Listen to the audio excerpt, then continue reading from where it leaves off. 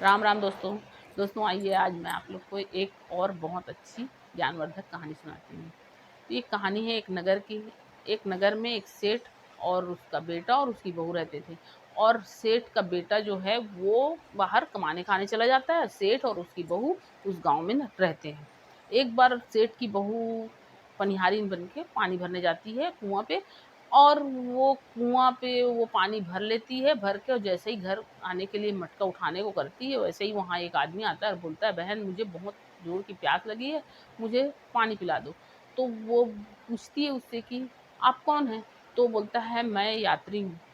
तो बोलती है यात्री? यात्री तो दुनिया में दो ही हैं, तुम कौन से यात्री हो?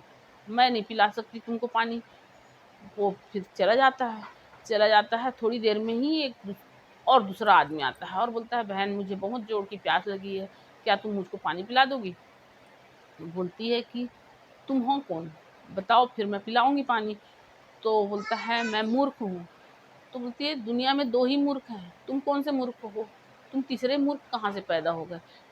मैं तुमको पानी नहीं पिला सकती।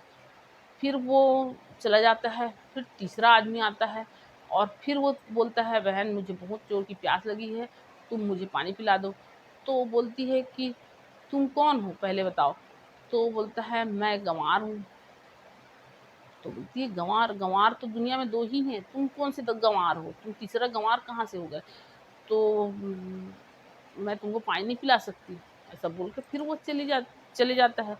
फिर चौथा व्यक्ति आता है। फिर वो पूछती है कि वो बोलता है, बहन मुझे बहुत जोर की प्यास लगी है, तुम मुझे पानी पिला दो। तो बोलती है तुम कौन हो? तो बोलता है मैं गरीब हूँ। तो बोलती है दुनिया में दो ही गरीब है, तुम तीसरे गरीब कहाँ से आ गए? मैं नहीं पिला सकती तुमको पानी। ऐसा बोलती है। वो चौथा भी चला जाता है। वो चारों चले जाते हैं और चारों फिर सोचते हैं कि अब हम लोग तो प्यासे रह गए, हमको तो ये पानी पिला ही नहीं, क्या करें? तो फिर उन लोग आगे बढ़ने की जैसे सोचते हैं तो फिर वो बोलती है कि सुनो, तुम लोग मेरे घर आओ, मैं तुमको अपने घर में पानी पिलाऊंगी। वो अपने घर चली जाती है और फिर वो चारों पुरुष जो हैं वो उसके घर जाते हैं।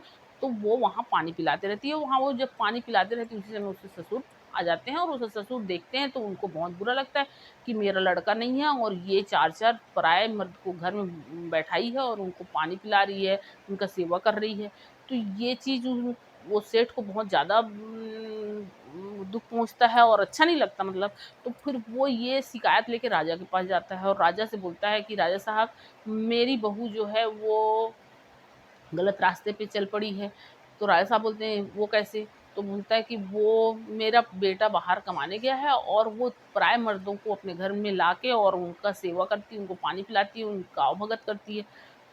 तो राजा साहब बोलते हैं ठीक है, तो फिर अपनी बहू को मेरे पास पेश करो। तो वो जाके वहाँ राजा के यहाँ से दरबारी जाते हैं उसके पास और बोलते हैं कि आपको राजा साहब बुला रहे हैं। तो वो बोलती है राजा साहब बुला रहे हैं? राजा साहब मेरे को किस रूप में बुला रहे हैं? बहू के रूप में, बेटी के रूप में, फरियादी के रूप में, किस रूप में बुलाना चाहते हैं? तो फिर ये जाके राजा साहब से बताते हैं दरबारी। तो फिर वो राजा साहब बोलते हैं कि पालकी लेके जाओ और उनको बोलो कि बहू के रूप में बुला रहे हैं। तो राजा साहब पालकी भेजते हैं। उस पालकी में बैठ के वो पनियारिन जो है वो वहाँ पहुँच जाती है राजभवन। अब राजभवन पहुँचती है तो बोलती है कि मेरे को काहे के लिए बुलाए हैं आप? तो राजा साहब बोलते हैं कि तुम्हारे ससुर का शिकायत है कि तुम्हारा पति यहाँ नहीं है और तुम पराये मर्दों को अपने घर में बुलाती हो और उनको पानी पिलाती हो, उनका आवभगत करती हो। तो फिर वो बोलती है कि राजा साहब, क्या किसी प्यासे को पानी पिलाना गुनाह है? मैं प्यासे को पानी ही पिला रही थी।